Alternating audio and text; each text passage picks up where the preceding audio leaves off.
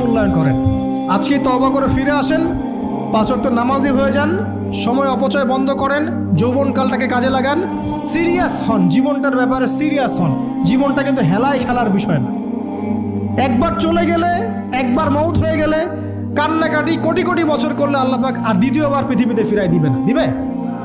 তো কি কারণে আমরা আমাদের সময়টাকে হেলায় নষ্ট করছি? সুযোগ আছে কোনো সুযোগ নেই। যে কাজের পরকালীন কোনো ফায়দা নাই সেই কাজে আমি নাই। সোজা কথা বোঝেন? যেই কাজে পরকালের কোনো ফায়দা নাই সেখানে আমি নাই, এরকম আকীদা লাগবে। ইলম অর্জন করবেন কেন? পরকালের ফায়দা আছে তাই।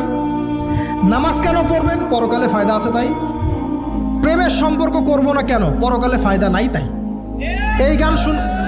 এই মিউজিক শুনবো না কেন? আমি পরকালে কোনো ফায়দা নাই তাই। আমি অহেতুক এসব টিকটকের পিছনে ঘুরবো না কেন? পরকালে কোনো ফায়দা নাই তাই। যে কাজ পরকালে ফায়দা দিবে আমি সেই কাজে আছি। পারা যাবে ইনশাল্লাহ। আল্লাহ তৌফিক দান করুন। যুবক ভাইদেরকে আমি অনুরোধ করবো যে আপনাদের যৌবনটা আগামী মুসলিম উম্মার ভবিষ্যৎ। এই যে বলে না যে জাতির কাণ্ডারি হবে অমুক তমুক, কেউ জাতির কাণ্ডারি হতে পারবে না। জাতির কাণ্ডারি যদি হতে চায় তাহলে মুসলিম যুবকরাই হতে পারবে ইনশাল্লাহ।